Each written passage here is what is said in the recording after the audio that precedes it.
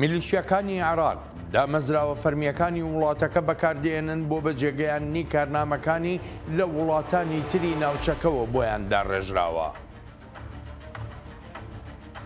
دۆسیی کۆچبەری لە نێوان ئەمریکا و هەندێک وڵاتی ئەمریکای لاتین لێکەوتەی زیاتری دەبن و شیانیشی هەیە ڕەهەندی ئابووریش لەخۆ بگرێت.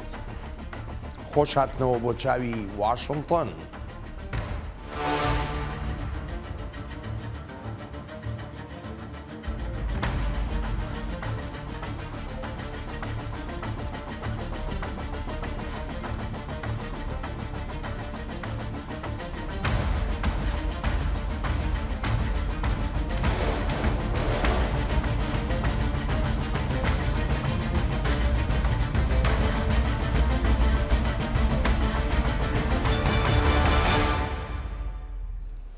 سەرۆک داناڵد ترامپ دەڵێت لەوانەیە بیر لە گەڕانەوە بکە بۆ ئەندامێتی لە ڕێکخراوی تەندروستی جیهانیدا کە سەر بەنەتەوە یەکگرتووەکانە و دەشڵێت داواش لە شانشینی عەرەبستانی سعودیە دەکاوە بەرهێنانەکانی لە ئەمریکادا بگەێنێتە ئاستی 1 تریلیۆن دۆلار. محەممەد بن سەلمان شازادەی جێنشینی عەرەبستانی سعودیە بە سەرۆک ترامپی ڕاگەیان بوو شانشینەکەی دەخوازێ لەم 4 ساڵەی ئایندەدا بە بەهای 600 ملیارد دۆلار و بەرهێنانی خۆی لە ئەمریکادا فراوان بکە. سەرۆک داناڵد ترامپ لە لێدوانێکدا سەبارەت بەم پرسە دەڵێ بەلای سعودیەکانەوە پارە هیچ نییە چونکە سەرچاوەی پارەکەیان لە زێڕی شلەوەیە و زۆریشیان هەیە لەو زێڕە شلە و ئەمریکاش زۆر زیاتری هەیە و دەشڵێ بەڵێ ئەوان زۆریان هەیە بەڵام ئەمریکا زۆرتری هەیە. هاوکات وهاش بڕیارە ئەمریکا ڕۆژی 22 مانگی یەکی ساڵی داهاتوو لە ڕێکخراوی تەندروستی جیهانی بکشێتەوە بە پێی نەتەوە یەکگرتووەکان. سەرۆک ترامپ لە لێدوانەکانیدا ئەگەرێکی کراوەی هێشتەوە بۆ ئەندامێتی ئەمریکا لەو ڕێکخراوەدا بەڵام دەشپرسێ بۆچی وڵاتی چین ساڵانە 39 ملیۆن دۆلار دەبەخشێتە ئەو ڕێکخراوە لە کاتێکدا ژمارەی دانیشتوانەکەی 1 ملیار و 400 ملیۆن کەسە و ژمارەی دانیشتوانی ئەمریکاش 325 ملیۆن کەسە و پێویستە ساڵانە 500 ملیۆن دۆلار بداتە ڕێکخراوی تەندروستی جیهانی. سەرۆک ترامپ دەڵێت لە ئێستادا وتویانە باشە بە ئەمریکاش 39 ملیۆن دۆلار بدات. ئەمە ئەگەریکی ڕەخساندووە بۆ گەڕانەوەی ئەمریکا بۆ ئەو ڕێکخراوە بەڵام وەک سەرۆک ترامپ دەڵێ پێویست بە هەندێک چاکسازی هەیە. وڵاتی مەکسیکۆ داوایەکی بەڕێوەبەرایەتەکەی سەرۆک ترامپی ڕەت کردەوە بۆ ڕێگەپێدان بە نیشتنەوەی فڕۆکەیەکی لەشکری ئەمریکا لە وڵاتەکەدا کە ژمارەیەک کۆچبەری هەڵگرتووە تا بگەڕێنرێنەوە بۆ مەکسیک. کاربەدەستێکی ئەمریکایی و هەروەها کاربەدەستێکی مەکسیکیش ئەم هەواڵەیان بۆ ئاژانسی دەنگ و باسی ڕۆیتەرس پشتڕاست کردوێتەوە. فڕۆکەکانی لەشکری ئەمریکا دوو ئەرکی هاوشێوەیان بۆ وڵاتی گواتیمالا بەجێگەیاندووە کە هەریەکەیان 80 کۆچبەریان پێ بۆ و گەڕاندویان نەتەوە. بەڵام فڕۆکە لەشکریەکەی ئەمریکا نەیتوانی لە وڵاتی مەکسیکۆ بنیشێتەوە پاش ئەوەی ئەو وڵاتی ئەمریکای لاتین مۆڵەتی نیشتنەوەی بە فڕۆکەکە نەدا. وەزارەتی دەرەوەی مەکسیکۆ لە ڕاگەیەنراوێکدا دەڵێ مەکسیکۆ پەیوەندیشی زۆر باشی هەیە لەگەڵ ئەمریکادا و هاوکاریشە لە بابەتەکاندا لەوانە دۆسیەی کۆچبەری. کاربەدەستەکەی مەکسیکۆ باسی لە هۆکاری ڕێگەپێدەدانەکە نەکردووە و لە ڕاگەیەنراوەکەی وەزارەتی دەرەوەشیاندا هیچ ئاماژەیەک بۆ بابەتە نەکراوە. سەرۆک ترامپ لە ڕۆژی دەست بەکاربوونیدا وەک 47مین سەرۆکی ئەمریکا باری نائاسایی لە سنووری ئەمریکا مەکسیکۆ ڕاگەیاند و فەرمانیدا بۆ ناردنی 1500 سەربازی زیاتری ئەمریکا بۆ کاربەدەستانیش دەڵێن لەوانەیە هەزاران سەربازی تریش بەم زوانە بنێردرێنە ئەو ناوچە سنووریانە.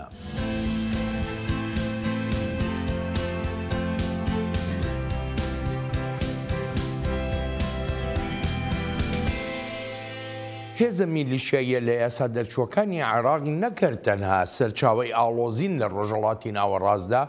بەڵکو بەشێکی بەرچاوی نەهامەتیەکانی گەلی عێراقیشن بەهۆی زیندانە نهێنیەکانیان، کوشتن، بێسەر و شوێنکردنی ڕۆژنامەوانان و چالاکوانان و ئەوانەیش کە داوای سەروەری یاسا دەکەن. ئەو هێزە میلیشیایانە بێ لەوەی خۆیان وەک بەشێک لە هێزی بەرگری ئیسلامی دەناسێنن کە سەر بە ئێرانە، هەندێکیشیان بەشداریان هەن لە ناو سیستمی هێزی ئاسایشی عێراقیدا. ئەوەی جێی سەرنجە ئەوەیە هەر یەکێک لە حکوومەتەکانی عێراق دەڵێ نابێ هیچ هێزێکی چەکدار لە دەرەوەی دەسەڵاتی یاسایی دەوڵەتدا بێ،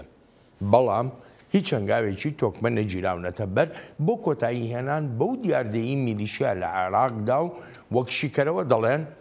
لەوانەیە دوو هۆکار هەبن. یەکێکیان بێتوانایی دەوڵەتی عێراقە و ئەوی تریشیان هەژمونی ئێرانە لەو وڵاتەدا. عالی ئەدیب مامۆستا لە زانکۆی نیویۆرک میوانی ئەم هەفتەیی چاوی واشنگتنە.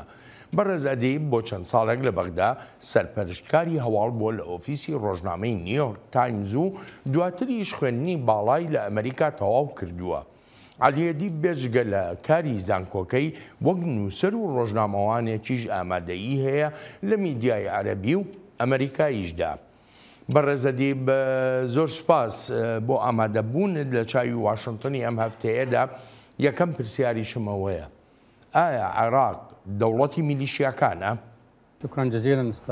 زۆر سپاس بۆ میوانداریەکەت. بە دڵنیاییەوە عێراقی لەم ڕەوشەی ئێستایدا وێڕای هەبوونی حکومەت و پەرلەمان و دامەزراوەکانی تریش، بەڵام وەک دیفاکتۆیەک ئێمە لە ناو دەوڵەتێکی میلیشیایی داین. میلیشیاکان دەسەڵاتی جودایان هەیە لە دەوڵەت و زۆر جاریش لە بواری سیاسی و ئاسایشەکەشدا و هەروەهاش لە پەیوەندیە هەرێمایەتیەکانیشدا. ئەم ڕاستیە ڕەنگی داوەتەوە و ئەمەش ڕێک ئاشکرای دەکات کە قسەی کۆتایی لای میلیشیاکانە. بێژگە لەوەی کە بەڕێزت ئاماژە و پێکرد، خاڵێکی تر هەیە لە عێراقدا کە وەکو دەگوترێ دەوڵەتێکەیە پێی دەگوترێت دەوڵەتی سێبەر. ئەم دەوڵەتی سێبەرە لەلایەن میلیشیاکانەوە کاری خۆی دەکا و دەستکەوتی ئەم دەوڵەتی سێبەرەش لە چیەوە بۆ لە هەڵبژاردنەوەکان بووە. ئەمە چەندێک مەترسیە بۆ سەر بنیادنانەوەی دەوڵەتی عێراق. کێشە یەکەم لەمەدا پەیوەندی میلیشیاکانە بە هێزە دەرێکیەکانەوە و ڕێک و ڕاشکاوانش مەبەستم لە ئێرانە. ئەم پەیوەندیە زۆر زیاترە لەوەی کە حکومەتێکی نیشتیمانی هەبێت یان هەر لایەنێکی تری نیشتیمانی. جا ئەگەر سیاسیەکیش بێت بەڵێ پەیوەندیەکی دروست، ئەمە شتێکی گونجاو و کەسیش باس لە پەیوەندیەکی ئاڵۆز ناکات. بەڵام ئەوەی کە هەیە ئێستا سنوورەکانی پەیوەندی دۆستانە و دراوسەیەتی تێپەڕاندووە، چونکە کارنامەکانی ئێران زاڵ بووە بەسەر کارنامەی نیشتیمانیدا. خاڵی دووەمیژەوەیە ئەم حکومەتە کە دەکرێت بە مەکتەبی سیاسی میلیشیاکان ناودێری بکەین یان ئەوەی بە حکومەتی سێبەر ناوت هێنا، بەرپرسیار نییە لە بەردەم کۆمەڵگەی نێونەتەوەییدا،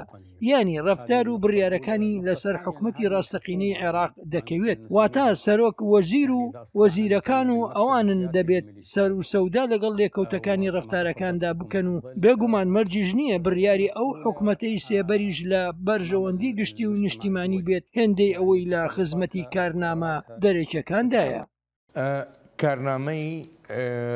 هەرێمایەتی باس لە ئێران کردووە باڵادەستی هەژمونی ئێران. هەر بۆیە دەمەوێت بزانم بێتوانایی دەوڵەت و حکوومەتی عێراقە کە ناتوانن چارەسەری کێشەی ئەو میلیشیا لە یاسا دەرچوانە بکەن، یاخو هەموو هۆکارەکە دەگەڕێتەوە بۆ ئەو هەژمونەی ئێران کە هەیەی. لە ڕاستیدا بەشێک لە هەردوو هۆکارەکە بە دڵنیاییەوە لاوازی هەیە لە حکومەت و دامەزراوەکانی دەوڵەتی عێراقدا. تا ئێستا لە عێراق دامەزراوەی ئاسایشی وەها پێک نەهێنراوە بتوانێت بەرەنگاری ئەگەرەکان ببێتەوە و بەشی گەورەی ئەو هێزەی لەسەر شەقام دەبینرێن یان ئەوە تا لای میلیشیاکانە، یانیش جۆرێک لە تێگەیشتن هەن لە نێوان ڕێبەرانی سیاسی و ڕێبەرانی میلیشیاکاندا لەسەر شێوازێکی ئارامی و لەسەر پەسەندکردنی هەژمونێکی فراوانتر بۆ میلیشیاکان. جا بێگومان لاوازی هەیە لە حکومەتی عێراقدا، چونکە گەیشتنی ڕێبەرانی سیاسی لە دوای هەڵبژاردنەکانەوە بە پۆستەکانیان بەسراوەتەوە بە بڕیاری میلیشیاکانەوە و بەستراویشتەوە بە سەوداکردنەکانەوە لەگەڵ ئەو میلیشیانەدا و هەر بۆیەشە دەسەڵاتیش دەدەن بەو هێزە میلیشیانە. خاڵێکی تریش بە دڵنیاییەوە پشتیوانەکانی ئێرانە. تاران دەیەوێت یاریزانی بەهێزی هەبێت لە ناوچەکەدا و وەک بەرئەنجامێکیش ئەو میلیشیانە لە ڕووی سیاسی و سەربازی و داراییەوە دەپارێزرێت. هەر بۆیە هەردووکیان لاوازی حکومەت و ئەو پاراستنە ئاشکرایی ئێرانیش بۆی دابین کردوون. بەڕێزەدی من دەگەڕێمەوە وڵات. گەورە کاربەدەستانی عراقی لە ئێستادا گەشببینن بەوەی دەتوانن باز لە چەکدانانی هێزە میلیشیاییەکان بکەن و خۆشیان دەڵێن لەگە دەستپێکردنی قۆناغەکانی دوای شەڕی غەزە و ڕووخانی بنەماڵەی ئەسەد لە سووریادا نەیانتوانیوە بە ئاشکراوی و ڕاشکاویەوە باس لە چەکردنی میلیشیا لە یاسا دەرچووەکان بکەن. ڕازگۆ بم 2-3 ساڵ لەمەوبەر ئەستەم بوو لە عراقدا باس لەو بابەتە بکرێت، بەڵام ئێستا ئەوا دەبینی دیاردەی هەبوونی هێزی چەکدار لە دەرەوەی پێکهاتەی دەوڵەتدا جێگەی قبوڵ نییە و تەنانەت مەرجەعیەتیش ئاماژەی پێداوە. جاوت و وێژ دەستیان پێکردووە و زۆرێکیش لە ڕێبەرانی سیاسی و لایەنە سیاسیەکان دەستیان کردووە بە باسکردنی چەکداماڵینی ئەو هێزانە و هیواداریشم بتوانین قەنەعات بە سەرکردەکانی ئەو هێزانە بکەین چەک دابنێن و ببنە بەشێک لە هێزی فەرمی کە لەژێر دەسەڵاتی حکوومەتدایە. ئەو هێزە میلیشیاییە لە یاسا دەرچوانە وەک عراقیەکان باسی دەکەن بوونەتە مەترسیەکی گەورە بۆ ئاسایش و ئاشتی لە عراقدا و پێشتریش هەڕەشە لە عێراق کراوە بەوەی گورجی گەورەی لێدەوەشێنرێ ئەگەر بێت و هێرش و پەلامارەکانی ئەو میلیشیانە ڕانەگیرێن بۆ سەر ئیسرائیل و بۆ سەر هێزەکانی هاوپەیمانانی بەسەرکردایەتی ئەمریکاش. پێویستە واقعی بین. ئێمە بە پلەی یەکەم بیر لە ئاسایشی عراق و سەقامگیری عراق دەکەینەوە. خۆ ئەگەر هەڕەشە و مەترسی هەبێت بۆ سەر وڵاتەکەمان ئەوەیان بابەتێکی ترە. هەرچەندە تا ئێستا کە قسە دەکەم هیچ هەڕەشە و مەترسیەک نییە لەسەر عراق. بەڕێزەدی ئەوەی کە لە سووریا ڕوویدا چەندێک کاریگەری هەیە لەسەر بەهێزبوونیە بەهێز نەبوونی ئەو هێزە میلیشیانی کە لە عراقدا هەن. بالتأكيد ما حدث في سوريا بەدڵنیاییەوە ئەوەی لە سووریا ڕوویدا شکستی هەژمونی میلیشیا عێراقیەکانە کە ئێران پشتیوانیان دەکات و بەگشتیش شکستی ئێرانیشە لە ناوچەکەدا. میلیشیا عێراقیەکان توانای کاری هەرێمایەتی خۆیان لەدەستداوە. پەیوەندیان نەماوە بە میلیشیاکانی وڵاتانی تری وەک لوبنان. لاوازبوونێکی بەرچاوی ئێران هەیە لە ناوچەکەدا و بە تایبەتیش لە لوبنان و لە سووریادا. ئەمەش بێگومان کاریگەری کردوتە سەر توانایەکانی ئێران بۆ پشتیوانی لەو میلیشیانە، تەنانەت بۆ سەر ئەو پشتیوانیانەی هاوکاتی شەڕی غەزە دەکرێن. بە ئەندازەیەکیشە خواستی ئێستای ئێران هێورکردنەوەی ڕەوشەکەیە. ئەمانش پێکرا کاریگەری دەبێت بەسەر ئەو جم و جوڵانەی پار و پێرار دەمانبینین لە میلیشیاکانەوە. کاریگەری سیاسی و هەروەها لەشکریشی دەبێت. لە ئێستادا میلیشیاکانی عێراق وەک ئەوەیە گەمارۆ درابن و ئازادی جم و جۆڵیان نەماوە بە ئەو شێوەیەی پێشتر هەیەیان بووە لەسەر وەختی بەشار ئەسەددا. بەڕێزەدی هەر لە دوای ڕووداوەکانی سووریا نیگەرانێکی زۆر دروست بوو سەبارەت بە جم و جۆڵەکانی ڕێکخراوێکی تێرۆریستی وەکو دەوڵەتی ئیسلامیە. ئەمەوێ سەرەتا ڕای تۆ بزانم چەندێک لەو بڕواایەدایی کە داعش و هێزە میلیشیاییەکان بە تایبەتی شیعەکان ئەوەی کە ئێستا لە عێراقدا هەن و لە جموجۆڵ و هەڕەشە دەکەن و کۆمەڵشتی لەو بابەتە چەندێک وەکو دوو جیوی یەک دراو سەیریان دەکەیتەوە. هێزە میلیشیایەکانی عێراق تێوەگلاوە لە پرۆژەی دامەزراندنی دەوڵەت و بەلایەوە گرنگە دەوڵەتەکە وەک ئێستا بمێنێتەوە چونکە لە بەرژەوەندیانە بۆ بەجێگەیاندنی کارەکانیان. لە کاتێکدا داعش دەیەوێت ئەم فەرمانڕەوایەتیە لە عێراق کۆتایی پێبێت و خەلافەتدا بمەزێنێت. بەگشتی لە ڕووی ناوەڕۆکیشەوە میلیشیاکان جا ئەگەر شیعە بن یان سوننە بن بەشێکن لە ئیسلامی سیاسی و ئەم ئیسلامە سیاسیەش هەوڵی فەرمانڕەوایەتی دەدات لە ڕێی بەکارهێنانی پیرۆزیەکانەوە لە تێگەیشتنە شیعەکان یان سوننیەکانەوە. بەرەنجامەکەش هەر یەک شتە. جا ئایا بۆ داعش بێت کە خەلافەتە یان بۆ ویلایەتی فەقی و جۆرەکانی تریش لای شیعەکان؟ هەردوو جۆرەکەش لە هەموو ڕوویەکەوە ئیسلامی سیاسیە و فەرمانڕەوایەتیەکی ئاینی و پیاوانی ئاینی بە ناوی ئاینەوە دەبنە فەرمانڕەوا. جیاوازی چێ لە نێوان جیهادی شیعە و جیهادی سوننە؟ جیاوازەکە لە نێوان جیهادی شیعە و جیهادی سوننییدا لەو شێوازی دەوڵەتەدایە کە دەیانەوێت جیهادی شیعی لە هەوڵی دامەزراندنی دەوڵەتێکدایە بەپێی پرینسیپە شیعەگەرایەکان ئەلبەت لە بیرمان نەچێت هەر یەکێکیش لەو دوو ئاینزایە تەنها خۆی بە ڕاست دەزانێت جیهادی شیعە نوێترە چونکە لە پاش شۆڕشەکەی خومەینیەوە دەست پێ دەکات هەرچی جیهادی سوننیشە دەکرێت بڵین بەسراوەتەوە بە بزوتنەوەی ئیخوان المسلمین کە لە وڵاتی میسرەوە دەستی پێکرد و ئامانجەکەیشی دامەزراندنی دەوڵەتێکە لەسەر بنەمای سەلەفیەت لە ڕووی لەشکرەوە جیاوازیان نییە ئەوەی لە شەڕی ناوخۆی لوبناندا بینیمان حیزبوڵڵا هێرشی خۆکوژی و ئۆتۆمبیل تەقاندنەوە و ئەو ئامرازانەی بەکاردەهێنا کەواتە ئامرازەکان یەکن و ئامانجەکان جیاوازن و دەکەونە خزمەت ئەو ئاینزایی هەر لایەنێک هەیەی زۆر جار ئێمە گوێمان لە کاربەدەستانی عێراق دەبێت کە باز لە مەترسی ئەم هێزە میلیشیایانە دەکەن ئێمە باسمان لەوە کرد کە ئەم هێزە میلیشیانە ڕۆچوونەتە ناو جومگەکانی دەوڵەتی عێراقەوە بەڵام لە هەمان کاتیشە بوونەتە بەشێکیش لە سیستمی ئاسایشی وڵاتەکە ئەوە تا زۆربیان دەبینی بەشەکەن لە هێزەکانی حەشدی شعبی لە ئێستاە پێویست بەبوونی هێزی حەشدی شعبیەکە یان نابەڕایتەوە لە ڕاستیدا پێشتر پێویستیەک هەبوو بە حەشدی شعبی بەهۆی ئەوەی شاری مووسڵ کەوتە دەست داعش و هەروەهاش داڕمانی سیستەمە لەشکریەکەش لەوێ بەڵام پاش ئەم هەموو ساڵانە و دوای ئەوەی لەشکری عێراق سەلماندی توانایی هەیە وەک ئەوەی بۆ ئازادکردنی مووسڵ کردی و دەتوانێت بە ئەرکە لەشکریەکان هەڵسێت ئیدی پاساوێک نەماوە بۆ هەبوونی دامەزراوەیەک جیاواز بێت لە دامەزراوە ئاسایشی و لەشکریەکانی عێراق حەشدی شعبی بەستراوەتەوە بە سەرک وەزیرەوە هەمیشە گوێمان لەو قسەیە دەبێت کە حەشد دامەزراوەیەکە لە چوارچەوەی دەسەڵاتەکانی سەرۆک و وەزیردا بەڵام ڕاستیەکە تەواو پێچەوانەیە چۆن چونکە ڕوبەرێکی زۆر گەورە هەیە بۆ کاری سربەخۆیانەی حەشد بەبێ ئاگاداری سەرکردە لەشکریەکانی عێراق لە ئێستادا هیچ پاساوێک نابینم حەشد بەم شێوەی ئێستا بمێنێتەوە دەبێت بخرێتە ناو لەشکری عێراقەوە و ببێتە بەشێک لە لەشکر ئەلبەت ئەگەر بخوازێت دەوڵەت بەمانە ڕاستەقینەکەی پێک بهێنرێت بەڕای تۆ لایەنەکانی چوارچەوەی هەماهنگی کە هەر یەکەیان بوونەتە بەشێکیش لەو هێزانەی حەشدی شعبی بە پێشنیازێکی ئاوەهای ڕووناک بیران نووسەران سیاسیەکانی عێراق قایلە بن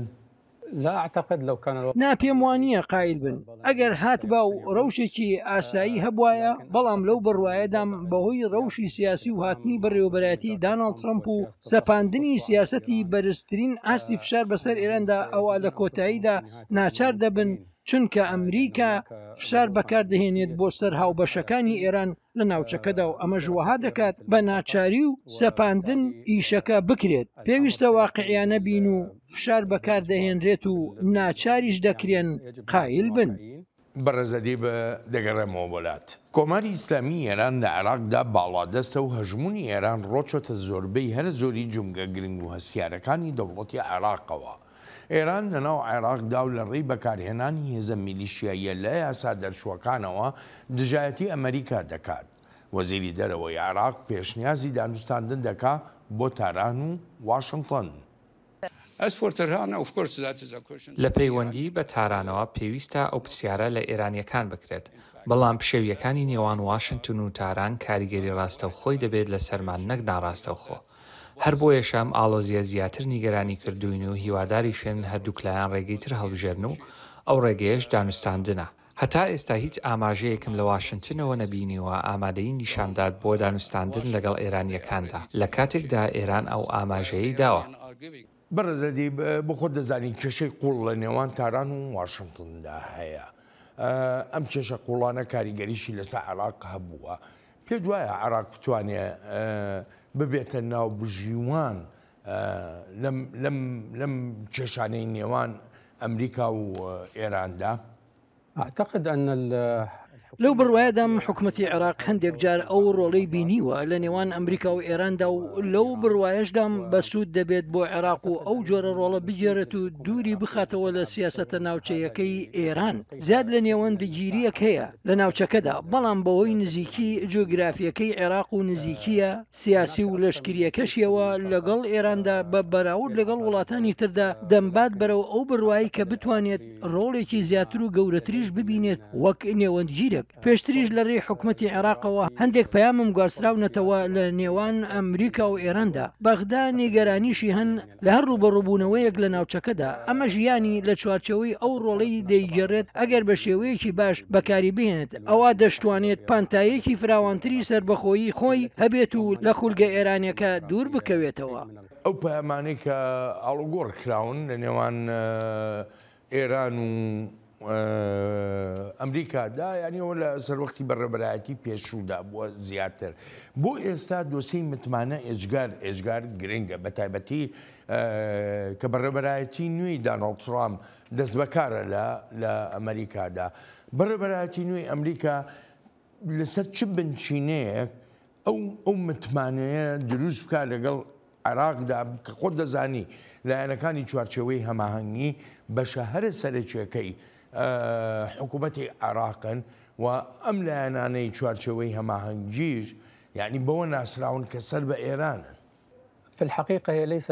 لە ڕاستیدا بابەتەکە متمانە نییە، بەڵکو و سەر و سەوداکردنە لەگەڵ واقعەکەدا و لە هەمان کاتیشدا هەوڵێکە بۆ چواردەورگرتنی ئەو هێزانەی لە ناوچەکەدا پەیوەندیان لەگەڵ ئێراندا هەیە و ملکەچی کردنیانە بۆ ئەو سیاسەتە نوێیانەی بەڕێوەبەرایەتەکەی ترامپ. ئەم بەڕێوەبەرایەتی ترامپ هەر لە سەرەتاوە ئاشکرایانە چەکی سزا و فشارەکانی خستوەتە ڕوو، لەوانە دانانەوەی حوثیەکان بەڕێکخراوێکی تێرۆریست پاش ئەوەی بەڕێوەبەرایەتەکەی بایدن لە لیستی تێرۆریست دەری هێنابوون. جا ئەمە پەیامە بۆ هەموو هاوبەشەکانی ئێران لە ناوچەکەدا کە بەڵێ دەشێت فشار بەکار بهێنرێت ئەگەر هاوکاری نەکەن. هەر بۆیە بابەتەکە متمانە نییە هێندەی ئەوەی سەوداکردنە لەگەڵ ئەو دیفاکتۆیی هەیە. بەڕێوەبەرایەتی ترامپ نایەوێت ئەوەی کە هەیە بیگۆڕێت، بەڵکو دەیەوێت ئەوەی هەیە وابەستە بن بە سەر و سەوداکردنەوە لەگەڵیدا بە پێی ئەو کارنامەیەی هەیەی ئەمە ڕوانینەکەی ئێستایە. بەلەوەی بچووە بەشی کۆتایی بەرنامەکەمان و توێژەکەمان پرسیارێکی گریمانەیی، یعنی ئەگەر هاتوو تاران و واشنگتن ڕێکەوتن دوای ئەوەی کە ئێران لە سووریا دەرکرا، پێ دوایە دەستبەرداری عێراق بێ، پێ دوایە ڕێگە بەوادا کە عێراقیەکان خۆیان ببن بە خاوەنی بڕیاری خۆیان. پێم وانییە دەست بەرداربوونی ئێران لە عێراق بەو ئاسانیە بێت، بە تایبەتیش کە هێشتاش نێوەندی هێزی هەن و ماویشن و لایەنیش هەن بەهۆی ترس و نیگەرانیەکانیانەوە لە ڕووداوەکانی سووریا ئەگەری کاریگەریە خراپەکانی لەسەر ڕەوشی عێراق زیاتر خۆیان وابەستەی ئێران کردووە. بەڵام لەو بڕوایەدام لەم قۆناغی داهاتوودا پانتاییەکی بەرفراوانتر بۆ حکوومەتی عێراق دەرەخسێت و ئازادیەکی زیاتریشی دەبێت بۆ سەوداکردن لەگەڵ هەندێک بابەتی ناوخۆیی و دەرەوەییدا. بێگومان سەرچاوەی هۆکارەکانیش دەگەڕێنەوە بۆ یەکەم لاوازی ئێستای ئێران بەهۆی کەمبوونەوەی هەژمونونەکەی لە ناوچەکەدا. دووەم، ئێران ناخوازێت کێشە دروست بکات لەگەڵ بەڕێوەبەرایەتی نوێی ئەمریکادا، چونکە ئەم بەڕێوەبەرایەتیە کارنامەی بەرزترین ئاستی فشاری هەیە و ناشێوێت ئەمریکا تووڕە بکات و دەخوازێت نیەت پاکی و هێوری نیشانی واشنگتن بدات و بگاتە ڕێکەوتن. جایەکێکیش لە ئامرازەکان ئەوەیە کە هێزێکی ئەو تۆ لە عێراقدا نیشان نەدات، لەبەرەوە شلکردنێکی دەبێت و دەرفەتیش دەرەخسێنێت بۆ حکوومەتی عێراق هەتا بە شێوەیەکی سربەخۆیانەتر کار لەسەر بابەتە ناوخۆیی و دەرەوەیەکانیش بکات، نەک دەستبەرداربوونێکی تەواوەتی لە عێراق. بەڕێزەدی دەگەڕێمەوە وڵات و دەچینە دوابەشی بەرنامەکەمان. عێراقیەکان بێجگە لە کێشە ئاسایشیەکانیان کێشەی تری سیاسی و یاسایی و کۆمەڵایەتیان هەن. بۆ نمونە پەسەندکردنی سێ بەرنووس لە پەرلەمانی وڵاتەکەدا نەکرد تەنها کێشەی لە هۆڵی پەرلەماندا دروست کرد، بەڵکو پرسیارگەلێکی زۆریشی خستە سەر کاری پەرلەمانی لە عێراقدا. لە ڕاستیدا دەنگدان لەسەر ئەم بەرنووسانە پێکەوە پێشێلکاریەکی گەورە یاساییە. یانی ناکرێت بە یەک دەنگدان بڕیار لەسەر سێ بەرنووس بدرێت شتی وەها ناکرێت و هیچ بنەمایەکی یاسایی و دەستوری نییە و لە پەیڕەوی ئەنجومەنی نوونەرانیشدا شتی وەها نییە هەر بۆیەش زۆربە ئەندامان دژی ئەم بابەتە بوون و ناکرێت وەها بە ئاسانی تێبپەنڕێنڕێن جا هەندی ئەزمموی دەستوری و ئەندامەتی منیش لە پەرلەمانیدا لەو بڕواایەدەم ئەم بابەتە دادگای فدرال یەک لای دەکاتەوە. ئەمە سەودایەکی نێوان لایەنە سیاسیەکان بۆ و پێویستە ئێمەش وە بەسە بین ئەو پەیمانانەش جێبەجێ بکەین کە لایەنە سیاسیەکان بە یەکتریانداوە ئێستاش ئەو سێ یاسایە پێکەوە پەسەند کراون و هەمیشەش لەناو ئەنجومەنی نوێنەراندا هەر بەم شێوەیە کار کراوە. بەڕێزەدی ئەو سێبەرنووسی یاسایی لە پەرلەمانی عێراقدا مۆرکران یاسای باری کەسێتی لێبوردنی گشتی هەروەها گەڕانەوەی مڵک و ماڵەکان هەر بەڕاستی لە بەرژەوەندی عێراقیەکانە؟ في الحقيقة هذه القوانين لە ڕاستیدا ئەو بەرنووسانە لەسەر بنەمای لە بەردانەواندن بۆ یەکتر پەسەند کراون هەر کە سەیریان دەکەیت دەزانیت سێ بەرنووسی سێ لایەن و لەگەڵ بەرژەوەندی باڵای نیشتیمانیدا یەک ناگرنەوە بەڵکو سەودای سیاسی لایەنە سەرەکیەکانی پەرلەمانی عێراق بووە واتە کورد و شیعە و سوننە و هەروەها هەر یەکەیەشیان دەستکەوتی خۆی هەبووە بەڵێ لە بەردانەواندنیان بۆ یەکتر کردووە و لە دانیشتنەکەی پەرلەمانیشدا کێشەی زۆر هەبوون و ئەوە تا بەشێک لە نوێنەران پەنا دەبەنە بەر دادگای فیدرالی بە ئامانجی هەڵۆشاندنەوەی ئەو دانیشتنی پەرلەمان وەک دەڵێن کێشەی تەکنیکی لە دەنگدانەکەدا هەبووە پێم وایە کاری سەرەکی شیعەکان بێت لە عێراقدا تا یاسای باری کەسایەتی تێپەڕێن و بیان گێڕێتەوە بۆ ڕابردوو گەڕانەوەی مڵک و ماڵەکان لە ناوچە جێناکۆکەکان شتێکی زۆر باشە مافەکان بگەڕێندرێنەوە بۆ خاوەنەکانیان بەڵام بۆچی تەنها لە هەندێک ناوچەی دیاریکراودا ئەوجا لە یاسای لێبوردنی گشتیشدا هەندێک شت هەن جێی نیگەرانین بۆ نمونە ئازادکردنی ئەوانەی دزیان لە پارەی گشتی خەڵک کردووە بەڕاستی شێوازی پەسەندکردنەکەشیان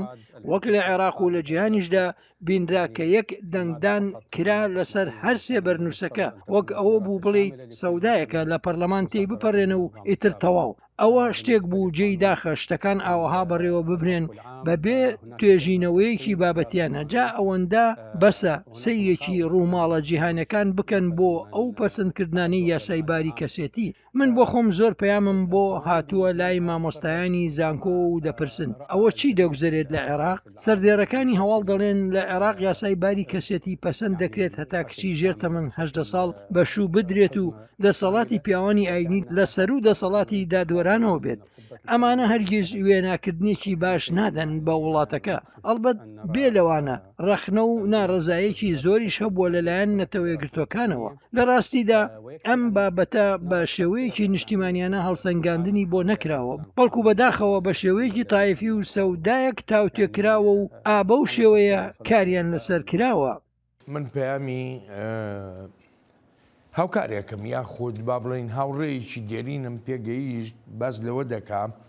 دەڵێ ئەمڕۆ پرۆسەی دیموکراسی لە عێراقدا دوا بزماری لێدرا تابوت یعنی خرایە تابوتێکە و دوا بزماری لێدرا لەبەرەوەی پەرلەمانتاران ڕاشقاوانە دەڵێن هەموو کاتێک وا بوو لە 2023 وا بوو ئێمە باسمان پێش 2023 نییە بازمان لە 2023 وەیە دەڵێ هەروە بووە لایەنە سیاسیەکان لە دەرەوە ڕێیەکەون ئەیدەن بە پەرلەمانتاران پەسەندی بکەن ئەوە پرۆسەی دیموکراتیە بەڕای تۆ ئەوە شتێکە کە پێی دەڵێن ڕۆڵی پەرلەمان لە ژیانی عێراقیەکانە ئیتر من ینی لێرەوە بۆیە حەزەکەم لێو پرسم ئیتر چ گرنگیەک بۆ پەرلەمان دەمێنێتەوە پەرلەمان هەبێ دیان نەبێ چ مانایەکی هەیە مع الأسف يعني منذ بەداخەوە لە 2023 پەرلەمان ڕنگدانەوەی هێزە سیاسیە باوە کلاسیکیەکانە کە هەژمونی خۆیان سەپاندووە بەسەر سیاسەتدا لە وڵاتەکەدا و ڕۆژێکیش لە ڕۆژان پەرلەمان ڕنگدانەوەی ڕای گشتی و ڕوانینی عێراقیەکان نەبووە و کراوەتە جێگەیەک بۆ ئاڵوگۆڕی سەوداکان واتە چیم دەدەیتێ لە بەرامبەر پەسەندکردنی بەرنووسێکدا ئەو سەودایانە نابنەمایی بنیاتنانی ژیانێکی دروستی سیاسیانە و دیموکراتیانە لە بەردانەواندنی سیاسیانە لە هەموو جیهاندا هەیە لە کۆنگرسی ئەمریکا و لە پەرلەمانەکانی یەکێتی ئەوروپاشدا هەیە مەرجەکان لە بوونی کارنامەی ئاشکرادایە، ینی نوێنەر کارنامەی خۆی هەبێت و ڕنگدانەوەی خواستی دەنگدەرانەکانی و لایەنەکەی بێت. بەڵام لە عێراق ئێمە لە بەردەم ئەو سەرۆکی فراکسیۆنانەداین کە خۆیان ڕێک دەکەون و ئیتر ئەبێت ئەندامەکان دەنگی پێ بدەن. زۆربەی ئەو بەرنووسانەی پەسەند دەکرێن دەکەونە خزمەت ڕێکەوتنە سیاسیەکانەوە. پەرلەمانی عێراق وەک دامەزراوەیەک بەتاڵ کراوەتەوە لە ناوەڕۆک. جا بەداخیشەوە دەڵێم لاوازی ڕۆشنبیری لای دەنگدەرانی عێراق و بە تایبەتیش ئەوەی لە دواترین هەڵبژاردندا بینیمان کە وێڕای ئەو هەموو متمانانەی دەدران و وێڕای ئەوەی بە فشاری شەقام کرا و حکوومەتی عێراق ناچار کرا ئەو هەڵبژاردنە بکات. بەڵام مەخابن هۆشیاری هەڵبژاردننی لەگەڵدا نەبوو، بێهیوایی هەبوو. جا هەڵە لای هەمووانەوە بوو. هەر بۆیە پێویستمان بە پێداچوونەوەیەک هەیە بە ڕۆڵی پەرلەماندا و ئەمەش لە ئەستۆی دەنگدەری عێراقیە و ئەو وابەستەیانەی لە سەرەتی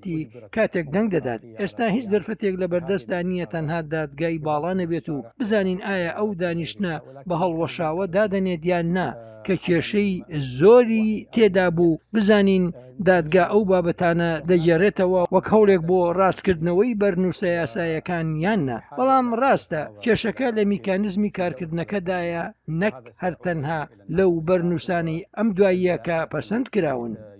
بەڕێزەدی سوپاس و پێزانینم بۆ بەشداریت لە چاوی واشنگتنی ئەم هەفتەیەدا زۆر سوپاس دەکەم.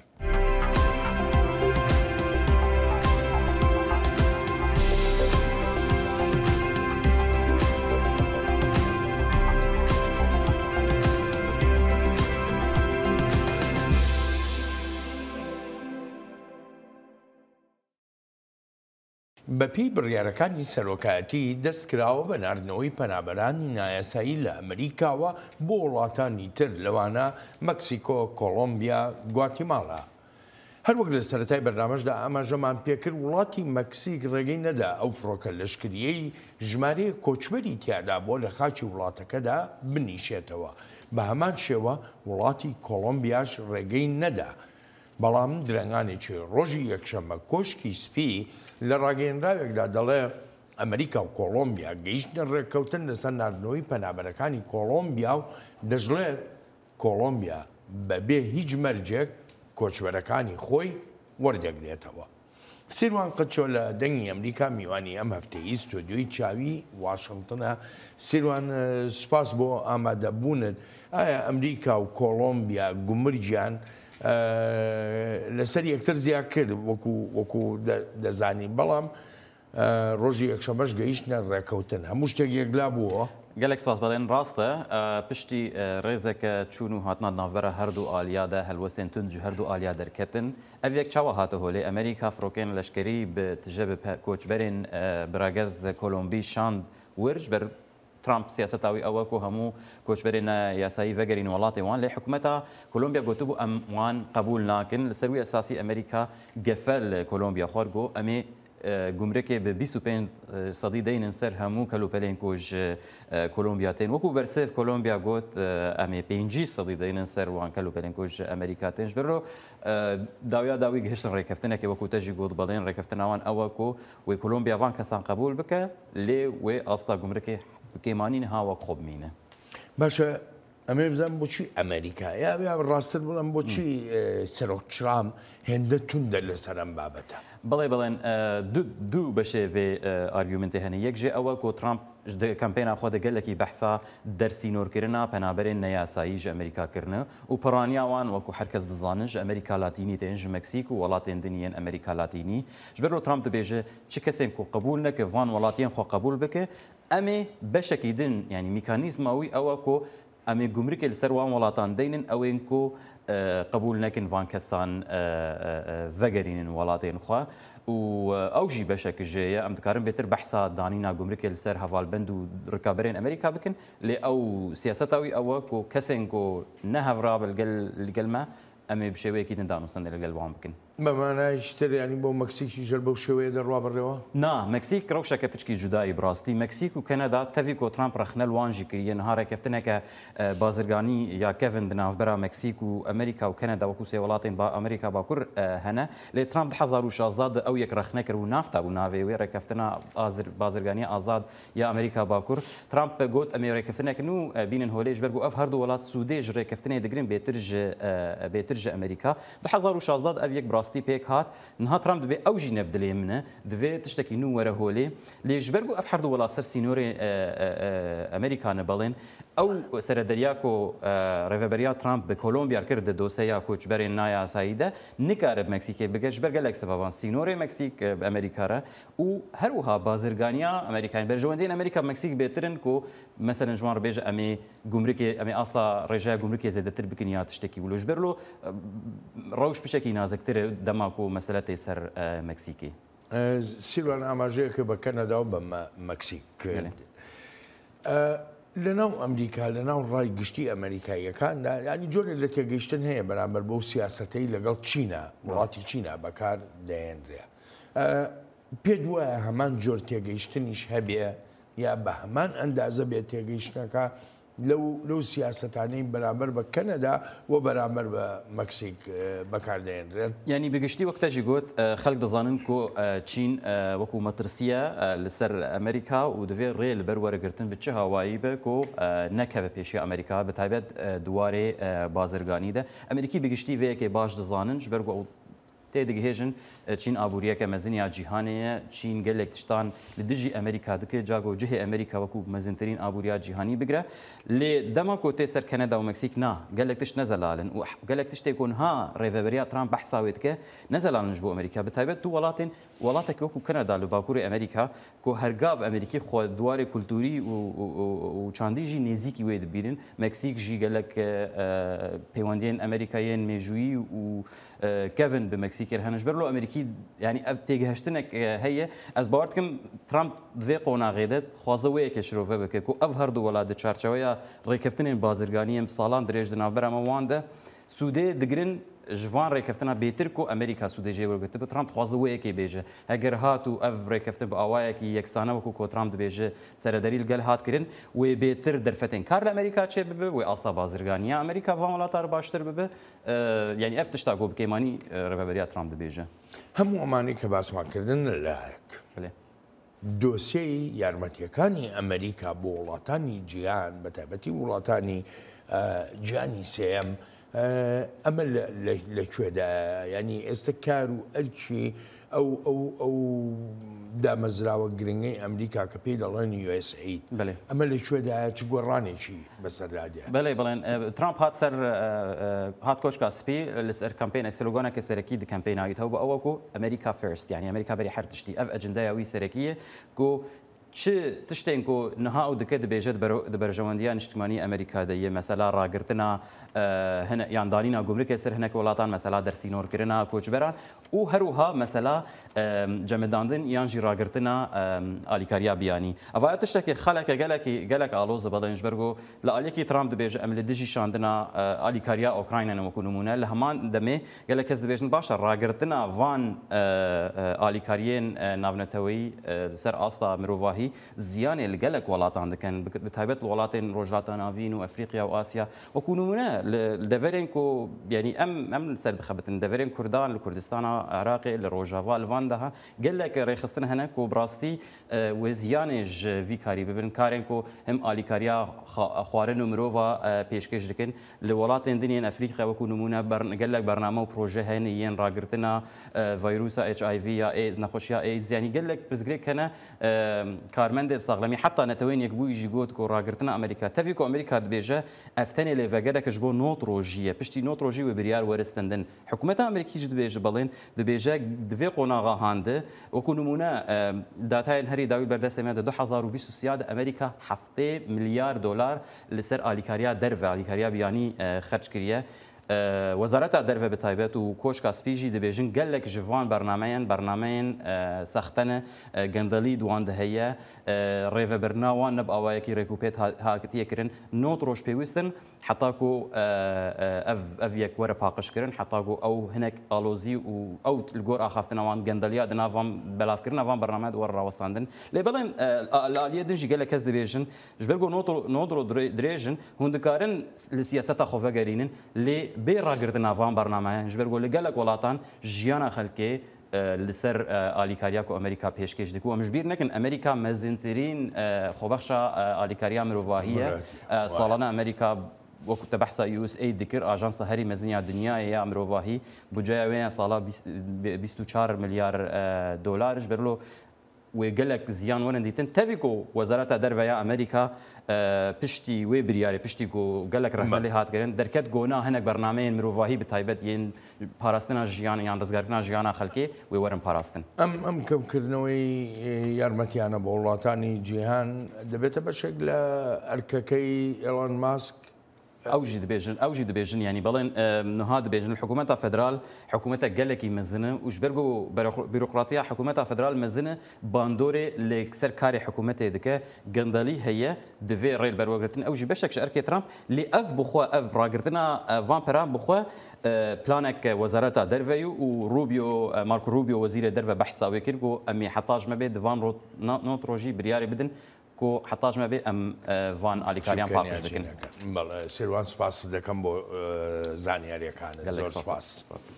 ئەلبەتە ئازیزانم سپاسی بێپایانم بۆ ئەوەی خۆشەویستە کە تا ئێستا لەگەڵماندا بوون تا هەفتەی ئایندا چاوێکی نوێی واشنگتن ڕێز و خۆشەویستی ستافی بەرنامە هەروەهایی خۆشم بەڵێن ساڵح بەسەر بفەرمونون هەر لە خۆشیە جێتان بێڵێ